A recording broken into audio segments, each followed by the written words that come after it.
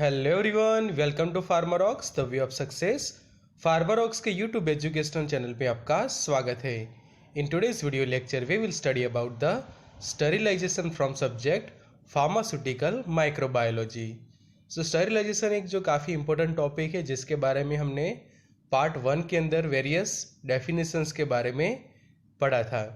अब पार्ट 2 में हम डिटेल में कवर करेंगे various physical sterilisation technique like dry heat, incineration, hot air sterilization and sterilization of a milk.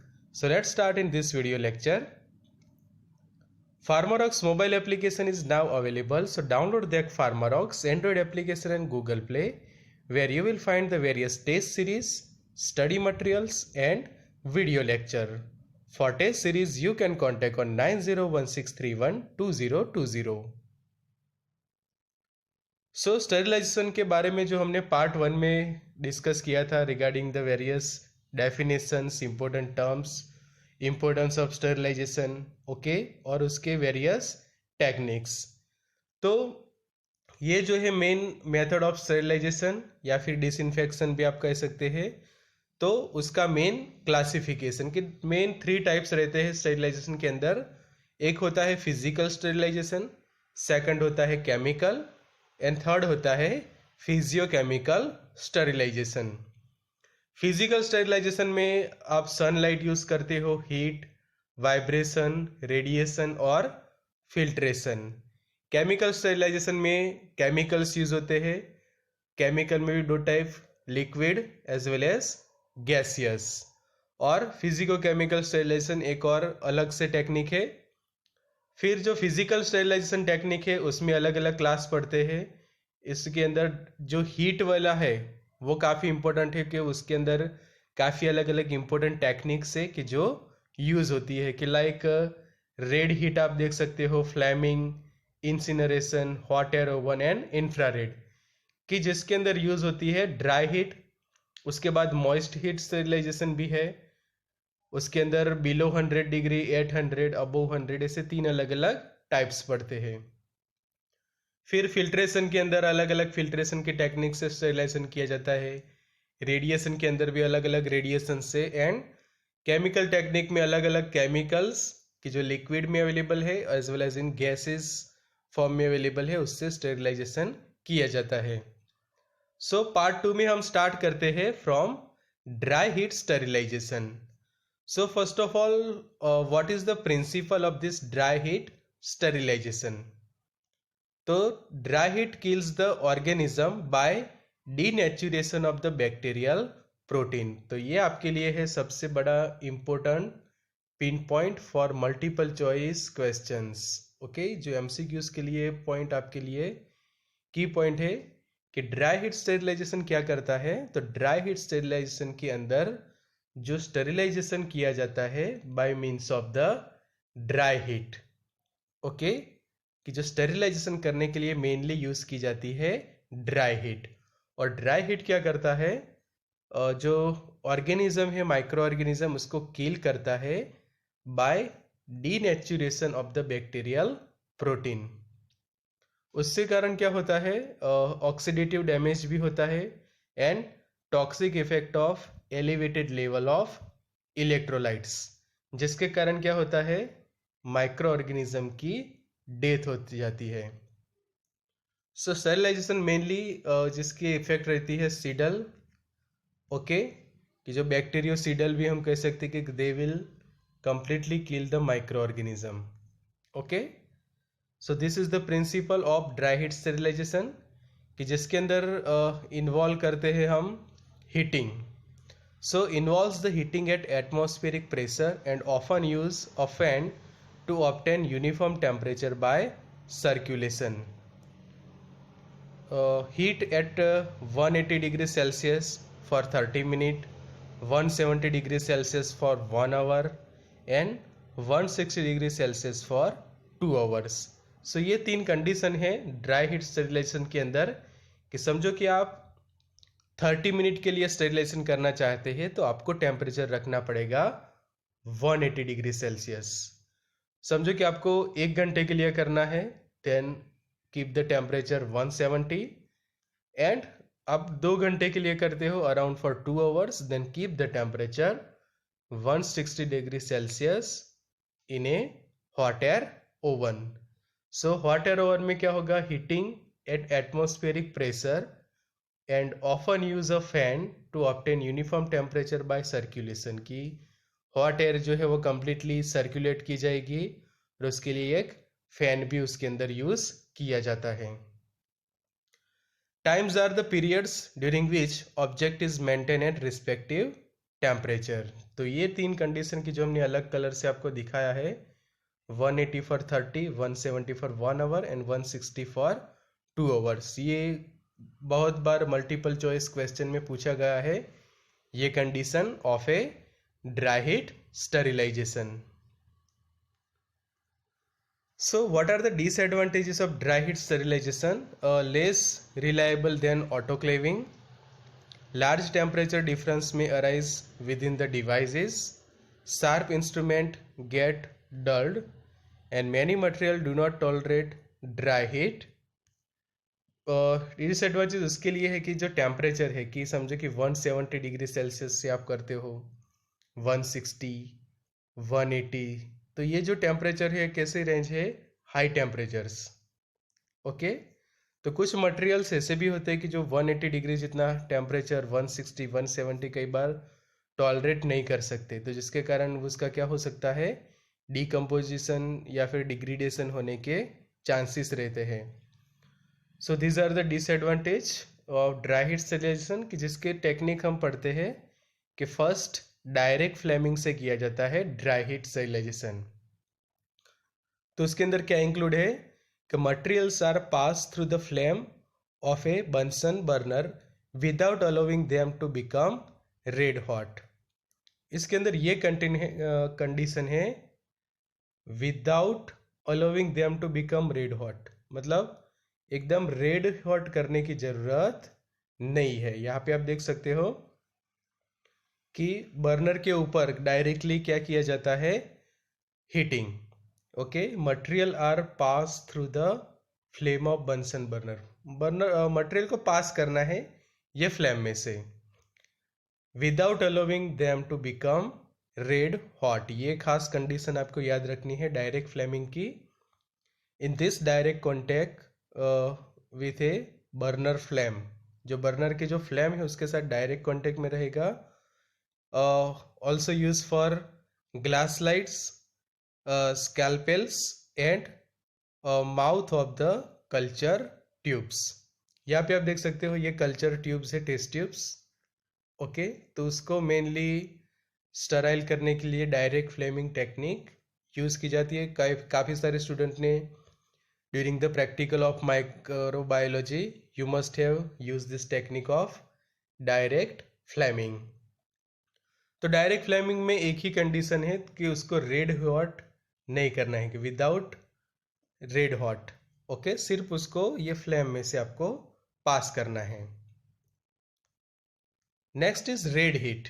Okay, इसमें red ही हो तब तक करना है materials are held in the flame of Bunsen burner till they become red hot. So आपको अब difference पता चल गया होगा कि red heat and direct heating कि जो हम करते हैं, कि जो प्रीवियस टेक्निक में देखा आपने, यहाँ पे आप देख सकते हो कि जो डायरेक्ट फ्लेमिंग के अंदर रेड हॉट नहीं करना है, जबकि इसके अंदर रेड हीट करना है कंप्लीटली, कि materials are held in the flame of a Bunsen burner till they becomes red hot. Okay, यहाँ पे आप देख सकते हो कि ये बर्नर है और ये आप देख सकते हो लूप। तो जब तक ये पूरा रेड हॉट नहीं होता तब तक आप उसको होल्ड करोगे, जबकि डायरेक्ट फ्लेमिंग के अंदर क्या करते हैं हम, आगे की जो टेक्निक थी उसके अंदर सिर्फ उसमें से पास करना है, होल्ड नहीं करना है, जबकि इसके अंदर जो है वो होल्ड करना है। Use for the inoculating wires, inoculating loops, tips of the forceps and needles. तो ये जो 4 चीजें हैं उसके लिए रेड हीट जो है वो यूज होती है फॉर स्टरिलाइजेशन। ये खास आपको एग्जांपल याद रखने हैं, inoculating wires, loop, tips of a forceps and needles. उनको जब तक वो रेड ना हो तब तक आपको यहाँ पे बर्नर के ऊपर होल्ड करके रखना है टू मेक देम स्टराइल। आगे नेक्स्ट टेक्निक है वो है इंसिनरेशन। तो material are reduce to ashes by burning. तो उसके अंदर बर्न इतने देर तक उसको जलाया जाता है कि उसका जो है आपको डायरेक्टली मिले उसकी S. Instrument uses incinerator. Okay, कि ये जो टेक्निक के लिए जो इंस्ट्रूमेंट यूज होता है उसको कहा जाता है इंसिनरेटर। इंसिनरेशन करने के लिए जो मटेरियल जो इंस्ट्रूमेंट यूज होता है उसको कहा जाता है इंसिनरेटर, और इसके अंदर मटेरियल की तैयार की जाती है as. Soiled dressings, then animal carcasses, bedding and pathological materials। तो ये टॉपिक में से एक बहुत ही इंपॉर्टेंट एमसीक्यू निकल सकता है, वो ये है कि which of the following technique is use for the materials to reduce to ashes by burning. तो उसके ऑप्शन में ये जो इंसिनरेशन होगा वो आपको सिलेक्ट करना रहेगा, या फिर विच of the following technique is use to prepare the ash of the various animal carcasses, bedding, pathological material और soil dressings। तो वो जो टेक्निक है उसको कहा जाता है इंसिनरेशन। तो ये क्यों किस लिए करते हैं तो वो जानते हैं अब। तो incineration effective way to sterilize disposable items like paper cups, dressing and biological waste. Okay, कि जो बायोलॉजिकल वेस्ट होता है कि जो हॉस्पिटल्स के अंदर यूज़ होता है, नर्सिंग होम्स के अंदर यूज़ होता है, या फिर ड्रेसिंग्स के लिए यूज़ होते हैं, देन पेपर कप्स वगैरह है, तो उसको इफ़ेक्टिव वे से आपको स्टेरिलाइज करना ज़रूरी है कि जिसके कारण कोई बायोलॉजिकल हजार्ड्स क्रिएट ना हो। Okay, so incineration and other high temperature waste treatment system are described as a thermal treatment. Incineration of waste material converts the waste into ash, flue gases and heat। तो समझो कि for example कोई biological waste है, कि समझो कि कोई dressing material है, या फिर कोई जो पेशेंट को जो नीडल्स वगैरह यूज़ की जाती है, देन जो ड्रिप चढ़ाने के लिए जो अलग अलग बॉटल्स वगैरह यूज़ होती है, फिर बहुत सारे ऐसे मेडिकल वेस्ट होते हैं या फिर बायोलॉजिकल वेस्ट जो हम उसको कह सकते हैं, तो उसको कंप्लीटली डिस्पोजेबल करना ज़रूरी है अच्छे से, कि जिसके कारण क्या है कोई बायोलॉजिकल हजार्ड्स ना हो। सो इंसिनरेशन में जो वेस्ट मटेरियल है उसको कंप्लीटली कन्वर्ट की जाती है उसकी एस या फिर फ्लू गैस एंड हीट के, जिसके कारण वो कंप्लीटली अच्छे से डिस्पोजेबल हो जाते हैं, डिस्पोज हो जाते हैं without making any harmful to the human beings. फिर है ड्राई हीट स्टरिलाइजेशन के अंदर hot air sterilisation technique. Place object in a oven required 2 hours at 170 degrees Celsius for sterilization. Dry heat is transfer heat less effectively to a cool body than moist heat। तो जो हमने आगे जो techniques देखी थी कि जो hot air sterilisation technique है by using the dry heat, तो मिनिमम आपको इफेक्टिव स्टरिलाइजेशन समझो करना है तो require 2 hours at 170 degree Celsius for sterilisation, क्योंकि 2 घंटे तक आप इसको 170 डिग्री सेल्सियस में रहेंगे तो बैक्टीरिया के साथ साथ उनके जो स्पोर होते हैं वो भी डिस्ट्रॉय होने के 100% चांसेस है, कि जिसके कारण आपकी इफेक्टिवनेस जो है वो काफ़ी इंक्रीज होती है। सो हॉट एयर ओवन, काफ़ी सारी फार्मा कॉलेजेस के अंदर इस तरह के हॉट एयर ओवन्स होते हैं, इस तरह से कि जहाँ पे अलग अलग ट्रेज होती है कि जिसके अंदर आप जो है वो जो भी मटेरियल का स्टरिलाइजेशन करना है वो वहाँ पे रख सकते हैं। इवन टे ड्रायर्स भी होते हैं कि जिसके अंदर बीच में इस तरह से ट्रेज होती है। सो hot air oven most widely use method for the sterilisation by dry heat, electrically heated and fitted with a fan to even distribution of air in the chamber। ये जो अंदर का ये जो चैम्बर है कि जहाँ पे आप देख सकते हैं कि कॉनिकल फ्लास्क रखे हुए हैं स्टरिलाइजेशन करने के लिए, तो उसकी जो अंदर है इस तरह से फैन रखा हुआ होता है। देन ये जो है वो अच्छे से ये जो पूरा चैम्बर है उसके अंदर हॉट एयर को कंप्लीटली यूनिफॉर्मली डिस्ट्रीब्यूट करता है।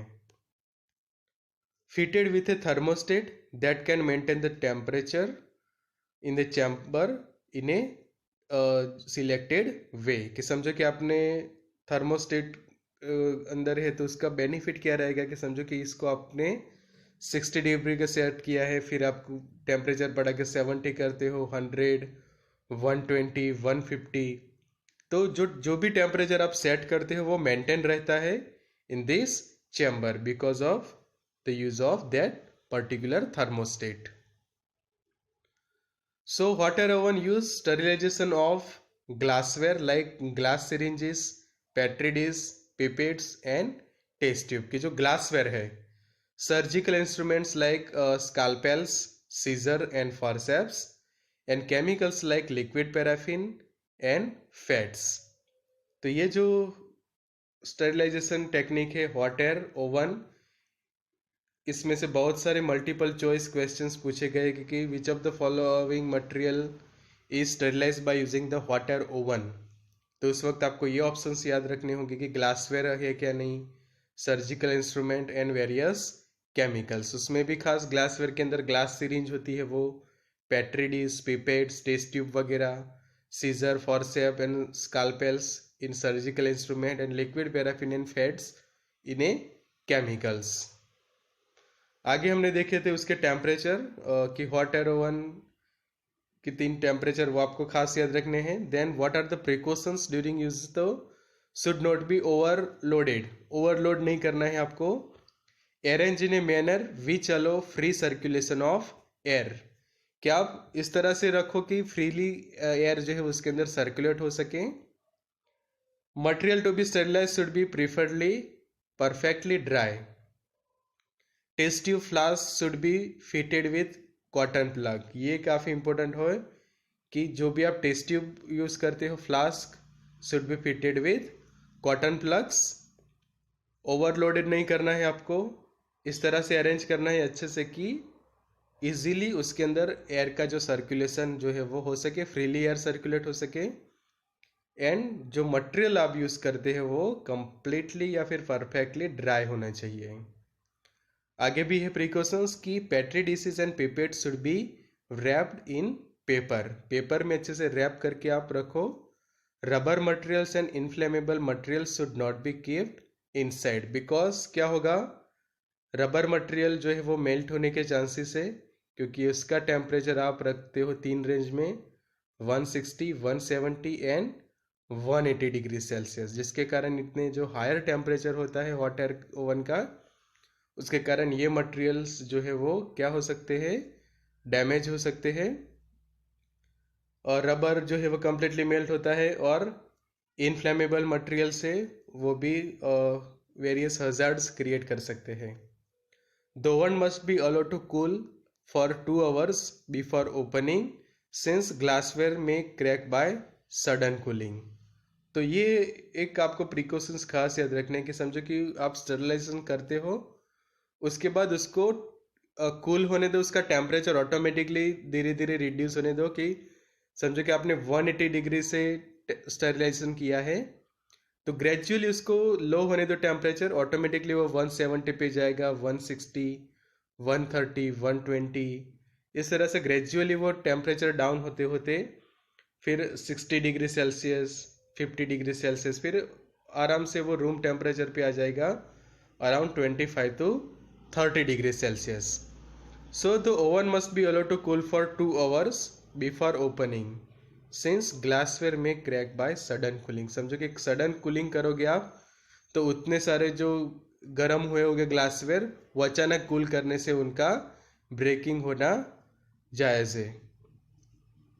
सो ये थे प्रिकॉशंस। अब आगे जानते हैं स्टरिलाइजेशन कंट्रोल्स। तो integrators for the control of sterilisation, integrator evaluate the effectiveness of the process and X-Flow2 sterilization parameters. Time, temperature and saturated steam concentration to fulfill steam sterilization cycle. Temperatures are 120 degree Celsius and 134 degree Celsius. तो ये है sterilization control की कितनी effectiveness है आपकी process की, वो उससे पता चलता है. So sterilization controls spores of Bacillus subtilis, then also the Neisser, thermocouples and Brown's tube. तो ये है रिगार्डिंग द स्टेरिलाइजेशन कंट्रोल्स. आगे जो हमारा नेक्स्ट है ड्राई हीट के बाद, वो है मॉइस्ट हीट स्टेरिलाइजेशन. तो moist heat sterilisation destroy the microorganism by the irreversible denaturation of enzyme and structural protein. तो ये एक मैकेनिज्म है, या फिर आप कह सकते हो उसको principle of moist heat sterilisation, कि वो किस तरह से काम करता है. तो उसके लिए आपको ये पॉइंट याद रखना है कि destroy the microorganism by the irreversible denaturation of enzyme and structural proteins, कि जो स्ट्रक्चरल प्रोटीन्स है एज वेल एज उसके जो एंजाइम है, वो दोनों को क्या करता है, डीनेचुरेशन, और वो भी irreversible. The temperature at which denaturation occurs varies inversely with the amount of water present. Okay, ये आपके लिए काफ़ी इंपॉर्टेंट पिन पॉइंट बन सकता है कि the temperature at which denaturation occurs varies inversely with the amount of water present. समझे कि वाटर ज़्यादा होगा, ओके, तो टेम्परेचर लो, और low temperature then high water content. Okay, so the temperature at which denaturation occur varies inversely with the amount of water present. Sterilization in saturated steam thus requires the precise control of time, temperature and pressure. तो hot air moist sterilization है कि जो उसका best example होता है autoclave. Okay, कि जो laboratories के अंदर होता है, कि जो प्रेशर कुकर जैसा होता है ऑटोक्लेव, कि उसके अंदर एक टाइम इंपॉर्टेंट होता है, टेम्परेचर और साथ में प्रेशर. ये तीन चीज़ें मिक्सअप होके जो है वो डिज़ाइन करती है ऑटोक्लेव. और उसका जो मेन मैकेनिज्म भी यही है कि डिस्ट्रॉय करता है microorganism by irreversible denaturation of enzyme and structural proteins. So moist sterilization के अंदर जो है वो टोटल 3 टेक्निक्स है. फर्स्ट है temperature below 100 degree Celsius, second है temperature at 100 degree Celsius, and तीसरी टेक्निक है temperature above 100 degree Celsius. So ये आईएमपी है. जब भी समझो कि आपको शॉर्ट नोट पूछी जाती है, या फिर कोई मल्टीपल चॉइस क्वेश्चन है, या फिर कोई इंटरव्यू के लिए आप तैयारी कर रहे हो माइक्रोबायोलॉजी में से, तो मॉइस्ट स्टेरिलाइजेशन के बारे में आपको ये खास पता होना चाहिए कि उसका बेसिक क्या है, कि उसके अंदर ये 3 टेक्निक्स हैं. कि एक टेक्निक ऐसी है कि जिसके अंदर स्टेरिलाइजेशन 100 डिग्री से कम टेम्परेचर पे किया जाता है, दूसरे के अंदर एट 100 डिग्री, और जो तीसरी टेक्निक है उसमें अबव 100 डिग्री सेल्सियस स्टेरिलाइजेशन किया जाता है. So temperature below 100 degree Celsius, तो उसके अंदर क्या इंक्लूड है, तो pasteurization of milk, then inspissation and vaccine bath. Okay, तो ये फिर से आपके लिए इंपॉर्टेंट है फॉर द एमसीक्यू कि temperature below 100 degree covers the which of the following. तो it is a pasteurization of milk, inspissation and vaccine bath. तो ये जो 3 है टेक्निक्स, वो है बिलो 100 डिग्री की इन ए मॉइस्ट हीट स्टेरिलाइजेशन. सेकंड है उसकी technique temperature at 100 degree Celsius, तो उसके अंदर है बॉइलिंग, टिंडलाइजेशन एंड स्टीम स्टेरिलाइजेशन. तो ये फिर से इंपॉर्टेंट पिन पॉइंट्स है आपके लिए फॉर द एमसीक्यूज, कि जब भी आप 100 डिग्री पे करते हो स्टेरिलाइजेशन, कि उसके अंदर एक बॉइलिंग आता है, कि वाटर को बॉईल करते हो आप 100 डिग्री सेल्सियस और उससे स्टेरिलाइजेशन करते हो. टिंडलाइजेशन एक टेक्निक है, और फिर steam sterilization. So temperature above 100 degree. Now in moisture sterilization, the third technique is a temperature above the 100 degree Celsius. In that we use the autoclave for the sterilization. So in autoclave, to be effective, the autoclave must be reach at and maintain the temperature of 120 degree Celsius for at least 15 minutes by using saturated steam under at least 15 psi of pressure. कि जो autoclave का main principal है कि आप effective sterilisation करना है by using autoclaving, तो 120 degree Celsius temperature रखो आप, 15 मिनट टाइम में लिमिट रखो और 15 psi का जो आप प्रेशर जो है वो सेट कर दो उसके अंदर, तो इससे आपकी जो टेक्निक की इफेक्टिवनेस जो है वो काफ़ी इंक्रीज होगी. सो ऑटोक्लेव की जो टेम्परेचर और प्रेशर की जो रेंज है ऑफिशियली, तो इसके लिए आपको ये टेबल खास याद रखना है कि 0 पाउंड स्क्वायर इंच की जो 0 psi जो हम कहते हैं टेम्परेचर पे आप करते हो, प्रेशर पे आप करते हो, तो टेम्परेचर है 100 डिग्री सेल्सियस, उसमें कोई टाइम इतना मेंशन नहीं है. फिर समझो कि 5 psi प्रेशर है, psi मतलब पाउंड्स पर स्क्वायर इंच प्रेशर, तो टेम्परेचर 108 और ग्रेटर देन 20 मिनट्स आप करते हो. फिर 10 है तो टेम्परेचर 115, टाइम लिमिट 20 मिनट्स. फिर समझो कि 15 प्रेशर है तो 121 एंड 15 मिनट्स.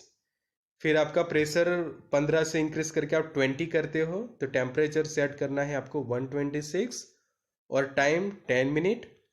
और आपने प्रेशर ज़्यादा बढ़ाया है तो टेम्परेचर 134 और टाइम लेंगे आप सिर्फ 3 मिनट्स. तो ये अलग अलग टाइम की जो भी आपको सुटेबल हो वो रेंज आपको सिलेक्ट करके स्टेरिलाइजेशन करना है यूजिंग ऑटोक्लेव. सो ये टेबल में से चाहे तो बहुत सारे मल्टीपल क्वेश्चन पूछे जा सकते हैं, मल्टीपल चॉइस क्वेश्चन, कि जो समझो कि आप 30 पाउंड प्रेशर पे काम करते हो तो टेम्परेचर कितना सेट करना है, टाइम कितना सेट करना है, 5 मिनट के लिए किया है तो कितना टेम्परेचर और प्रेशर, तो वो खास आपको याद रखना है. सॉरी, 5 पाउंड प्रेशर रखा है आपने तो कितने टाइम के लिए आप करोगे, कितना टेम्परेचर आप सेट करोगे, तो ये काफ़ी इंपॉर्टेंट टेबल रहेगा आपके लिए फ्रॉम ऑटोक्लेव. सो नेक्स्ट पढ़ते हैं पास्चुराइजेशन के बारे में. तो pasteurisation is use for the milk. Heat tolerant microbes are survive in this technique. Pasteurization of milk is a batch method, flash pasteurization, ultra high temperature pasteurization. कि जो 3 techniques है कि एक बैच प्रोसेस है कि जो कंटिन्यूस नहीं होता, एक ही बैच है तो उसका हो जाएगा. फिर एक सेकंड टेक्निक आती है flash pasteurisation and ultra high temperature pasteurisation, और वो किया जाता है to sterilisation of a milk. But heat tolerant microbes are survive, कि जो ज़्यादा टेम्परेचर पे जो बैक्टीरिया या माइक्रो ऑर्गेनिज्म समझो कि सर्वाइव करते हैं वो उससे किल नहीं होते. So pasteurization develop by the Louis Pasteur to prevent the spoilage of beverages, to reduce the microbes responsible for spoilage of beer, milk, wine and juices. तो ऐसा नहीं कि पास्चुराइजेशन सिर्फ मिल्क के लिए किया जाता है, बट जो अदर बेवरेजेस है कि लाइक बियर है, वाइन, वेरियस फ्रूट जूसेस है, उनको भी स्टेरिलाइज करने के लिए ये टेक्निक यूज की जाती है. तो ये जो टेबल है आपके लिए काफ़ी इम्पोर्टेंट रहेगा, कि ये जो टेबल में से अब तक बहुत सारी एग्जाम के अंदर क्वेश्चंस पूछे गए हैं कि जो पास्चुराइजेशन टेम्परेचर है, कि समझो कि आप बैच पास्चुराइजेशन किया जाता है तो उसके अंदर टेम्परेचर होता है 63 डिग्री सेल्सियस, 145 फ़ारेनहीट कह सकते हो आप, और टेक्निक है 30 मिनट्स की टोटल. फिर HTST की जो हाई टेम्परेचर पे जो स्टेरिलाइजेशन किया जाता है कि जिसके अंदर है 72 डिग्री सेल्सियस पे आप करते हो तो टाइम है 15 second, 89 degree Celsius then only 1 second, 90 degree then 0.5 second, 94 then 0.1, 96 then 0.05 and 100 degree Celsius है तो 0.01 सेकंड। तो ये टेक्निक क्या है वो समझते हैं। तो इसके अंदर क्या किया जाता है कि सडनली काफ़ी हाई टेम्परेचर पे गर्म करके तुरंत उसको ठंडा किया जाता है, वो हम देखते हैं आगे। एक और है कि अल्ट्रा हाई टेम्परेचर पास्चुराइजेशन। तो अल्ट्रा हाई टेम्परेचर UHT जो कहा जाता है, पास्चुराइजेशन इन्वॉल्व हीटिंग मिल्क और cream to 138 to 150 degree Celsius. Fahrenheit में देखें तो 180 to 302 Fahrenheit for 1 to 2 seconds only. Packed in sterile, hermetically sealed container, and ultra high temperature milk may be stored without refrigeration for a month. It increases the shelf life of milk to 90 days. तो ये आपके लिए काफ़ी important जानकारी है कि आप इस तरह से अलग अलग टिन्स देखते हो, कंटेनर्स देखो कि समझो कि ये अमूल ताज़ा है। तो ये जो है वो क्या होता है कि अल्ट्रा हाई टेम्परेचर से उसको पास्चुराइज किया जाता है कि जिसके कारण आप उसको समझो कि रेफ्रिजरेटर में नहीं रखते तो भी वो महीनों तक ये जो मिल्क का जो है वो कोई भी डिग्रेडेशन जो है वो नहीं होगा, कि इसके अंदर कोई माइक्रोइज्म ग्रोथ ही नहीं होगी, क्योंकि उसकी जो सेल्फ लाइफ है वो 90 डेज तक इंक्रीज हो जाती है। पास्चुराइजेशन में क्या किया जाता है कि सडनली आप उसको हाई टेम्परेचर पे हीट करते हो लाइक 72 डिग्री सेल्सियस, एंड फिर उसको एकदम low temperature like 4 degree Celsius पे उसको ठंडा कर देते हो। ओके, कि 4 डिग्री सेल्सियस पे मिल्क है, उसको हीट किया गया अब 72 डिग्री सेल्सियस पे, और सडनली उसको तुरंत 4 डिग्री सेल्सियस पे उसको ठंडा किया जाता है। तो इसके कारण क्या होता है, माइक्रो ऑर्गेनिज्म जो है वो कंप्लीटली किल हो जाते हैं और मिल्क जो है वो कंप्लीटली फ्री हो जाता है फ्रॉम हार्मफुल माइक्रो ऑर्गेनिजम्स। आगे जो टेक्निक है वो है inspissation. Heating at 80 to 85 degree Celsius for half an hour daily on 3 consecutive days. Inspissation is the process used when heating high protein containing media, for example, to enable recovery of bacteria for testing. One inspissation has occurs. Any stained bacteria such as mycobacteria can then be isolated. Serum और egg media are sterilized. तो ये जो technique है उसमें से कौन से MCQ पूछे जा सकते हैं कि inspissation is done at which temperature. तो temperature is 80 to 85 degree Celsius.